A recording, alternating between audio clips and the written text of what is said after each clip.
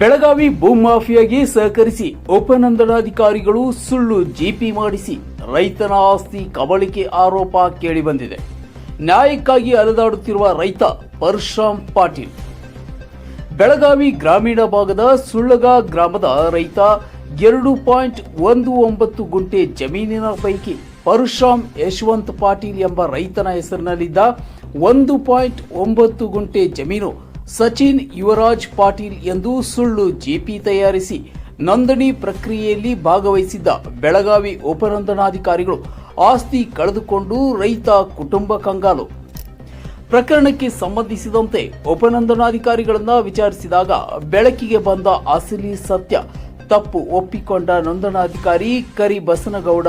ಆದರೆ ಈ ಪ್ರಕರಣದಲ್ಲಿ ತಪ್ಪಿಸಿಕೊಳ್ಳಲು ಗ್ರಾಮ ಠಾಣಾ ಅಧಿಕಾರಿಗಳ ನಿರ್ಲಕ್ಷ್ಯದಿಂದಾಗಿ ಇಂಥದ್ದೊಂದು ಘಟನೆಯು ನಡೆದಿದೆ ಎಂದು ತಿಳಿಸಿದ್ದಾರೆ.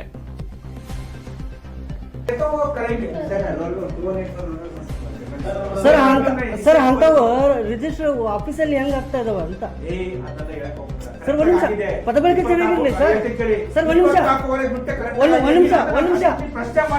ಸರ್ ಇನ್ನೊಂದು ಸಾರ್ವಜನಿಕರು ಸರ್ ಕೇಳಿ ಸಾರ್ವಜನಿಕರು ಬಂದಾಗ ಏ ಅಂತ ಮಾತಾಡಬೇಡಿ.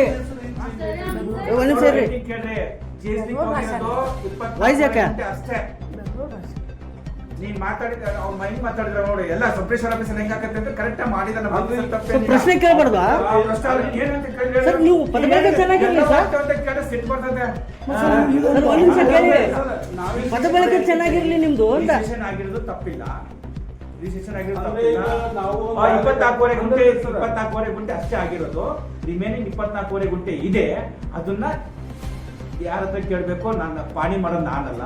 ಅವ್ನು 24 ಗುಂಟೆಗೆ ಅಷ್ಟೇ ಪಾಣಿ ಮಾಡಿರೋದು. ರಿಮೈನಿಂಗ್ 24 ಗುಂಟೆ ಗುದೆ. ಅದನ್ನ ಹೋಗಿ ಸೇರಿಸ್ಕೊಳ್ಳಿ ಅಷ್ಟೇ. ಸೇರಿಸ್ಕೋಬೇಕು ಅಷ್ಟೇ. ಅಲ್ಲ ಅಂದ್ರೆ ಹಂಗ ತಪ್ಪಾಗತ್ತಾ ಅಂತ? ತಪ್ಪಾಗುತ್ತೆ ಅಂತ ನನ್ನಲ್ಲಿ ತಪ್ಪಾಗಿಲ್ಲ. ಅದು ಅಂತ ತಪ್ಪ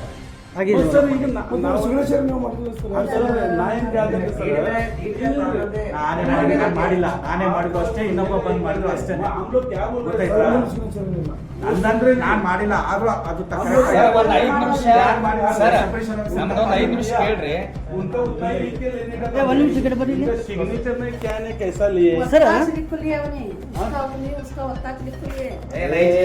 मैडम मैं क्या इनका हिसाब नंबर कितना है?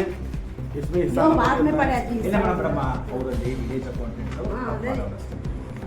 ಅದನ್ನ ಒಂದು ಕೆಲಸ ಮಾಡ್ರಿ, ಅದನ್ನ ಮೀಡಿಯಾ ಹಾಕಿಬಿಡ್ರಿ. ಅಲ್ಲ ಒಬ್ಬ ಸರ್ಕಾರಿ ಅಧಿಕಾರಿ ಅವರು ಸಾರ್ವಜನಿಕರ ಹತ್ರ ಯಾವ ತರ ಸೌಜನ್ಯತೆ ತೋರ್ಬೇಕು ಅನ್ನೋದೇ ಗೊತ್ತಿಲ್ವಲ್ಲ ಸರ್ ನಿಮ್ಗೆ?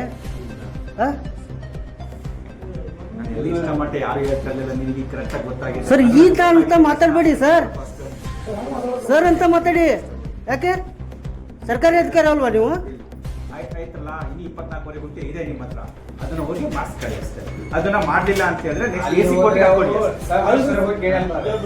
ಯಾರು ಹೇಳಿದ್ರು ಸಬ್ಮಿಷನ್ ಆಫೀಸರ್ ಫಸ್ಟ್ ನೀನೇನ್ ಮಾತಾಡಿದ್ರೆ ಸಿಟ್ಟು ಬರಲ್ವಾ? ನಾನು ಫಸ್ಟ್ ಸಾರ್ವಜನಿಕ ಆಗಿ ನೀನೇನ್ ಮಾತಾಡಿದೆ ಎಲ್ಲ ಮಾಡ್ತಿರಲ್ಲ ಅಂತ ಕೇಳಿದ್ರೆ ನಾನು ಆಫೀಸಲ್ಲಿ ಆಗ್ಲೇ ಇರೋದು ಮಾತಾಡಿ. ಈಗ ನಾನೇ ನಿನಗೆ ಹೇಳಿದ್ರೆ ಹೆಂಗ್ ಸಿಟ್ಟು ಬರುತ್ತೆ ಹೇಳು? ನೀನೇನಂತ ಹೇಳು? ಈ ಎಲ್ಲ ಮಾಡ್ತೀರಂತ ಸಿಟ್ಟು ಬರಲ್ವಾ? ಸರ್ ನಾನು ಸರ್ ಅಂತ ಮಾತಾಡ್ತೀನಿ. ಏನಂತ ಗೊತ್ತಾ? ಎಲ್ಲದೂ ಮಾಡ್ತೀರಾ, ಎಲ್ಲೋ ಇಂಥವಾಗಿದಾವ ಅಂತ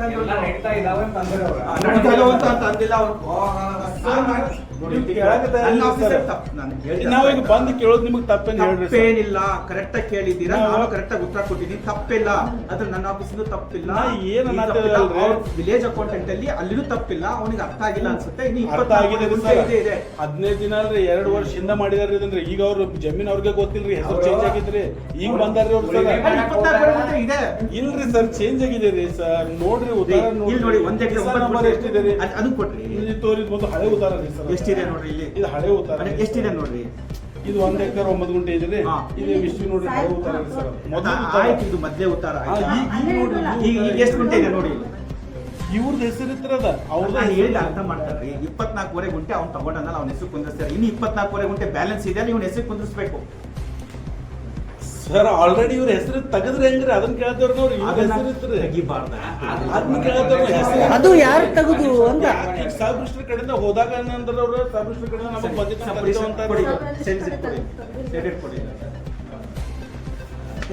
ಕನ್ನಡ ಬರಲ್ಲ ಅಂತಂದ್ರೆ ಅದಕ್ಕೆ ಹೇಳೋದು ನೋಡಿ. ಕನ್ನಡ ಬರ್ತಿದ್ರಿ ಸರ್, ಕನ್ನಡ ಕಲ್ತವ್ರಿ ಸರ್. ಕನ್ನಡ ನೋಡಿ ಇಲ್ಲಿ ನೋಡಿ ಎಷ್ಟು ಟ್ರಾನ್ಸಾಕ್ಷನ್ ಆಗಿದೆ. ಸುಮ್ಮನೆ ತಲೆ ತಿನ್ಕೊಂಡು ಹೋಗ್ಬಿಟ್ಟು ಇಲ್ಲಿ ನೋಡಿ 24 ಗಂಟೆನೇ ಹೋಗಿರೋದು. ನೋಡ್ರಿ ಸರ್, ನೋಡ್ರಿ ಎಷ್ಟು ಡಿವೈಡ್ ಮಾಡಿ ನೋಡಿ, ಸಣ್ಣ ಇಲ್ಲಿ ಆಗಿದೆ ನೋಡಿ. ಯಾರ ಎಷ್ಟು ಇದೆಷ್ಟು ಗುಂಟೆ ಆಗಿದೆ? 24 ಗುಂಟೆ, ಅಷ್ಟೇ 24 ಗುಂಟೆ ಅಷ್ಟೇ ಹೋಗಿರೋದು. ಇನ್ನು 1 ಎಕರೆ 9 ಗುಂಟೆಯಲ್ಲಿ 24 ಗುಂಟೆ ಅಷ್ಟೇ ಹೋಗಿರೋದು. ಇನ್ನು 24 ಗುಂಟೆ ನಮ್ಮ ಟ್ರಾನ್ಸಾಕ್ಷನ್ ಆಗಿಲ್ಲ. ಆಗಿಲ್ಲ ಅಲ್ರಿ? ಆಗಿಲ್ಲ.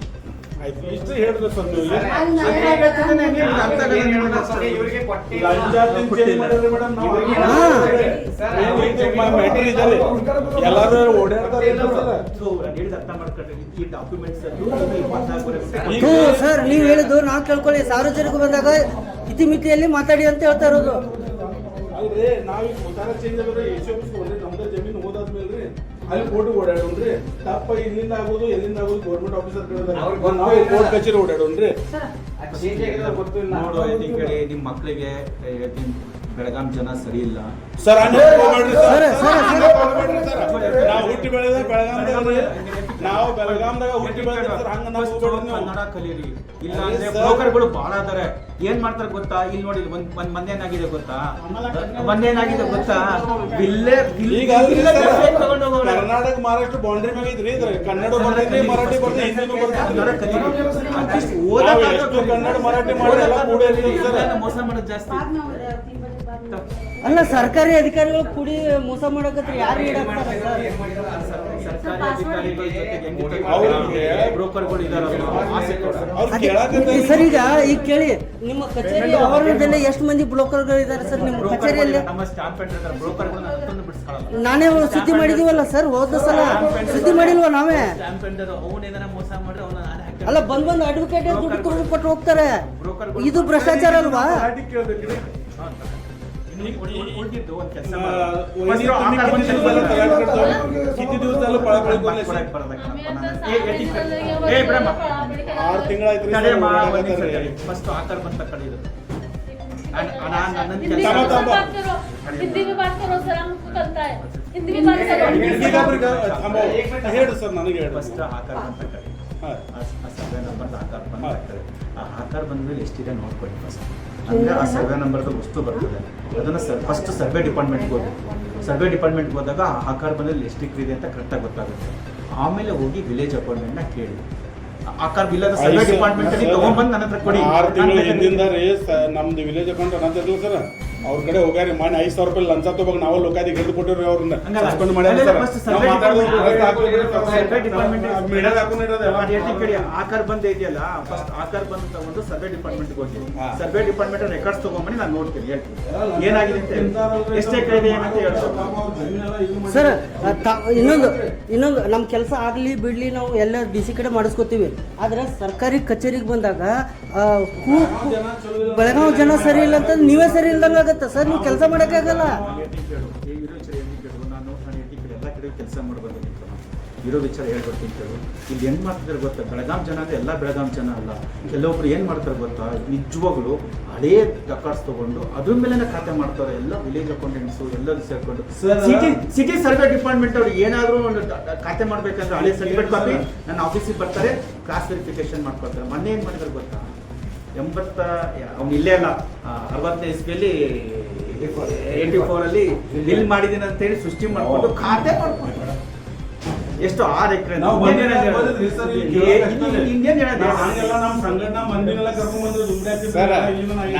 ನಾವ್ ಏನ್ ಕೇಳ್ತಾ ನಿಮಿಷ ಕೇಳ್ರಿ. ಏನಾಗೈತೆ ಕೇಳ್ತಾರೆ, ಹೇಳ್ತೇನೆ ಕೇಳ್ತಾರ.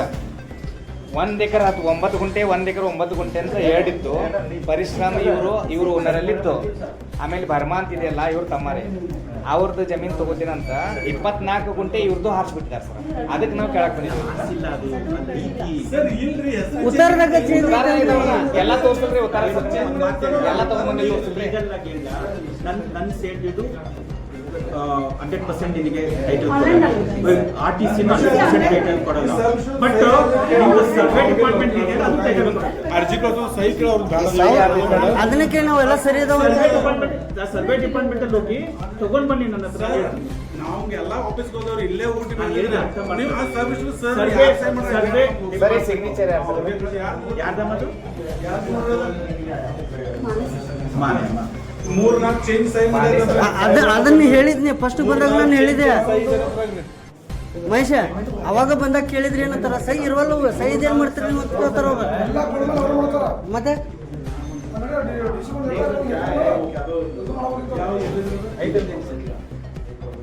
ಇದೇನಮ್ಮ ಇದೇನಾ ಹಾ, ಅದೇನೆ ಸರ್. ಇದೆಯಲ್ಲ ನಾರಾಯಣ್ ಪವಾರ್ ಏನೋ ಮಾನೆ 4-5 ಸೈ ಅದಾವ, 5 ಸೈ ಚೇಂಜ್ ಅದಾವ್ರಿ. ವ್ಯತ್ಯಾಸ ಕಣ್ಣಿಲೆ ಕಾಣುತ್ತೆ. ಅದಕ್ಕೇನು ಗೂಗಲ್ ಹಾಕಿ ನೋಡ್ಬೇಕಾ ಸರ್?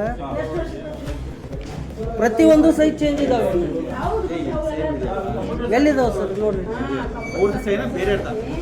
ಅದೇ ಉಪನೋಂದಣಿ ಅಧಿಕಾರಿ ಅವರು. ಇವ್ರದಾ GPA ಮೇಲೆ ಮಾಡ್ತಾರೆ. ಅದು ಸೈ ಆದ್ರೂ ಯಾವ್ದು GPA ವೈಟ್ ಪೇಪರ್ ಮಾಡಿಬಿಡಿದ್ರು ಸೈ ಸೇಮ್ ಇರ್ಬೇಕಲ್ವಾ ಸರ್? ಅದಲ್ಲ ಸರ್, ಅದಲ್ಲ ಉಪನೋಂದಣಿ ಅಧಿಕಾರಿಗಳದು. ಸರ್ ಇದೊಂದು ತೋರಿಸ್ತೀನಿ GPA ನೋಡಿ ಸರ್. ಸಚಿನ್ ಯುವರಾಜ್ ಪಾಟೀಲ್ ಆಮೇಲೆ ಇವ್ರು ರೋಹಿತ್ 2 ಫೋಟೋ ಸೇಮ್ ಇದಾವೆ. ರೋಹಿತ್ ಎರಡು ಫೋಟೋ ಸೇಮ್ ಇದಾವ್ರಲ್ಲ ಎಷ್ಟು ವರ್ಷದ ಬೇಕಾ ಅವ್ರಿಗೆ? ನೋಡ್ರಿ ಇಲ್ಲಿ ಫೋಟೋ ಹೆಸರು ಚೇಂಜ್ ಇದಾವೆ, ಫೋಟೋ ಒಂದೇ ಇದಾವ್ರಿ. ರೋಹಿತ್ ಓಮಣ್ಣ ಮತ್ತೆ 2 ಸೇಮ್ ಇದಾವ್ರಿ. ಇದೇನಾಗಿದೆ ಗೊತ್ತಾ? ರೋಹಿತ್ ಯಾರು? ರೋಹಿತ್ ಬೇರೆ, ಅವ್ರ ಅಣ್ಣ ಮನೆ ಹೆಚ್ಚು ಕಮ್ಮಿ ಬಂದ. ಇವ್ರು ಸೇಮ್ ಇದಾರಲ್ರಿ, ಹೆಸರು ಬೇರೆ ಬೇರೆ ಇದಾವ ನೋಡ್ರಿ ಅಲ್ಲಿ. ರೋಹಿತ್ ಬಂದೇ ಅಲ್ವಾ? ಮತ್ತೆ ಕೆಲಸ ಮಾಡಿರ್ತಾರೆ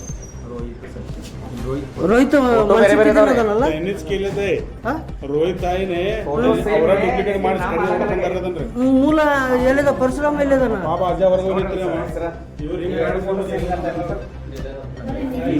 ಓಮಣ್ಣ ಪಾಟೀಲ್ ಪರಮಂತ ಯಶವಂತ್ ಪಾಟೀಲ್. ಸರ್ ರೋಹಿತ್ ಯಾರು? ಅವ್ರು ಬರ್ಸ್ಕೊಂಡು ಅವನ್ ಬದ್ಲಿ ಇವನೇ ಬಂದವನ. ರೋಹಿತ್ ಬಂದಿಲ್ಲ, ಮಿಸ್ ಮಾಡ್ಕೊಂಡು ಇವತ್ತೇನು ಬೆಳಗಾವಿ ತಾಲೂಕಿನ ಸುಳ್ಗಾ ಗ್ರಾಮದಲ್ಲಿ ಏನು ಪರಶುರಾಮ್ ಯಶವಂತ್ ಪಾಟೀಲ್ ಎಂಬ ಏನು ರೈತಾಪಿ ಕುಟುಂಬ ಇದೆ. ಅವರ ಜಮೀನು 2 ಎಕರೆ 13 ಗುಂಟೆ ಜಮೀನು ಇತ್ತು. ಇದರಲ್ಲಿ 20 ಗುಂಟೆ ಜಮೀನನ್ನ ಇವರಿಗೆ ವಾದನೆ ಮಾಡಬೇಕಾಗಿತ್ತು. ಆದರೆ ಆ ಕಾರಣಕ್ಕಾಗಿ ಅಲ್ಲಿ ಆ ಗ್ರಾಮದ ಸ್ಥಳೀಯರು ಏನು ಯಶವಂತ್ ಪಾಟೀಲ್ ಮತ್ತು ರೋಹಿತ್ ಓಮಣ್ಣ ಪಾಟೀಲ್ನ ಇಬ್ಬರು ಏನು ವ್ಯಕ್ತಿಗಳಿದಾರ, ಇವ್ರು ಹೋಗಿ ಇವರು ಕೂಡ ಅವ್ರಿಗೆ ಭೇಟಿಗಿದ್ದಾರೆ ಮತ್ತು ಅವರು ಇವ್ರಿಗೆ ಹೇಳಿದಾರೆ ವಾದನೆ ಮಾಡಿಕೊಡ್ತೀನಿ ಅಂತೇಳಿ. 29 ಗುಂಟೆ ವಾದನೆ ಮಾಡಿಕೊಡ್ತೀನಿ ಅಂತೇಳಿ ಸಂಪೂರ್ಣವಾಗಿ ಅವ್ರು ಏನು ಮಾಡಿದಾರ, ತಮ್ಮ ಹೆಸರಿಗೆ GPS ಮಾಡಿಕೊಂಡು ಇವರಿಗೆ ಅನ್ಯಾಯ ಮಾಡೋಂಥ ಕೆಲಸವನ್ನು ಮಾಡಿದ್ದಾರೆ. ಇವರಿಗೆ ಕನ್ನಡ ಭಾಷೆ ಬರೋದಿಲ್ಲ, ಮರಾಠಿ ಭಾಷೆಯಲ್ಲಿ ಮಾತಾಡ್ತಾರೆ.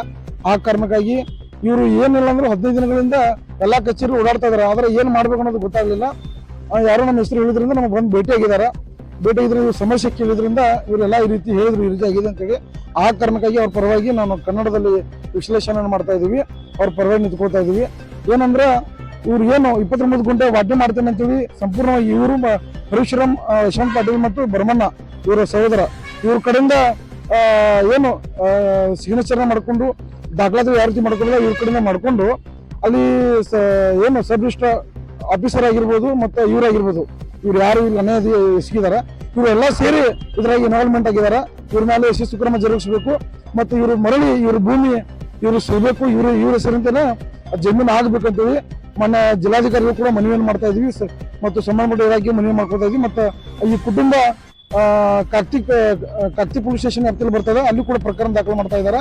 ಇವರಿಗೆ ನ್ಯಾಯ ಸಿಗಬೇಕು. ಮಾನ್ಯ ಜಿಲ್ಲಾಧಿಕಾರಿಗಳು ಮತ್ತು ಸಂಬಂಧಪಟ್ಟ ನೋಂದಣಿಕಾ ಅಧಿಕಾರಿಗಳು ಕೂಡ ಇವ್ರಿಗೆ ನ್ಯಾಯ ಸಿಗಿ ಕೆಲಸ ಮಾಡಬೇಕು. ಇಲ್ಲಾಂದ್ರೆ ಇವ್ರಿಗೆ ಏನಾದ್ರೂ ನ್ಯಾಯ ಸಿಗದೆ ಹೋದ್ರೆ ನೋಂದಣಾಧಿಕಾರಿಗಳ ಮೇಲೆ ಲೋಕಾಯುಕ್ತ ಅವರು ಏನು ಅವ್ರು ಯಾವ ರೀತಿ ಈ ರೀತಿ ಇದೊಂದೇ ಅಲ್ಲ ಪ್ರಕರಣ, ಈ ರೀತಿ ಹಲವು ಪ್ರಕರಣಗಳು ದಿನನಿತ್ಯ 100 ಪ್ರಕರಣಗಳು ನಮ್ಮ ಜಿಲ್ಲೆಯಲ್ಲಿ ಕಂಡು ಬರ್ತಾ ಇದಾವ. ಯಾಕಂದ್ರೆ ನಾವು ನೋಡ್ತಾ ಇದೀವಿ, ಈಗ ಜಮೀನು ಮಾಲಕರು ಅವರ ಊರಲ್ಲಿ ಇರ್ತಾರ, ಅದರ ಗೊತ್ತಿಲ್ಲದೆ ಈ ನಮ್ಮ ಸಬ್ ರಿಜಿಸ್ಟ್ರಾರ್ ಕಚೇರಿಯಲ್ಲಿ ನೋಂದಣಾಧಿಕಾರಿ ಕಚೇರಿಯಲ್ಲಿ ಬೇರೆಯವರ ಹೆಸರಲ್ಲೇ ನೋಂದಣಿ ಆಗ್ತಿರ್ತಾವ. ಅಲ್ಲಿ ಯಾವ ರೀತಿ ಆಡಳಿತವನ್ನು ಮಾಡ್ತಾ ಇದಾರೆ ಅನ್ನೋದನ್ನ ಹಲವು ಸಂಶಯಕ್ಕೆ ಕಾರಣ ಆಗ್ತಾ ಇದೆ. ಅದಕ್ಕಾಗಿ ಇವ್ರ ಮೇಲೆ ಸಂಕ್ಷಿಪ್ತವಾಗಿ ಕ್ರಮ ಜರುಗಿಸಬೇಕು ಮತ್ತು ಸಂಬಂಧಪಟ್ಟಂಗೆ ಇವರಿಗೆ ನ್ಯಾಯ ಸಿಗಬೇಕು.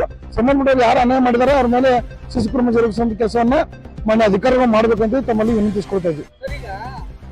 ಎಲ್ಲ ಪ್ರಕರಣದಲ್ಲಿ ಅಧಿಕಾರಿಗಳು ಗೊತ್ತಿಲ್ಲದಂಗೆ ಯಾವುದು ಕೂಡ ಆಗಿರಲ್ಲ. ಈ ಪ್ರಕರಣದಲ್ಲಿ ಏನಾಗಿದೆ ಅಂತ ಅಧಿಕಾರಿಗಳು ಅಂದ್ರೆ ಏನಾಗಿರ್ತದೆ, ಕೆಲವರು ಏಜೆಂಟ್ಗಳು ಇವ್ರಿಗೆ ಸಂಪರ್ಕದಾಗಿರ್ತಾರ, ಪರ್ಸೆಂಟೇಜ್ ಪ್ರಕಾರ ಮಾತಾಡಿರ್ತಾರ.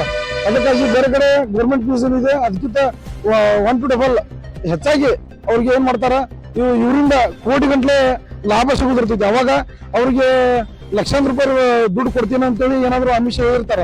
ಅದಕ್ಕೆ ಹಣಕಾಸೆ ಪಟ್ಟು ಈ ರೀತಿ ರೈತರಿಗೆ ಅನ್ಯಾಯ ಮಾಡುವಂತ ಕೆಲಸವನ್ನ ಈಗ ಎಲ್ಲ ನಮ್ಮ ಜಿಲ್ಲೆಯಲ್ಲಿ ಹಲವು ತಾಲೂಕು ಸಬ್ ರಿಜಿಸ್ಟರ್ ಕಚೇರಿಗಳಲ್ಲಿ ಈ ರೀತಿ ಆಗ್ತಾ ಇದಾವೆ.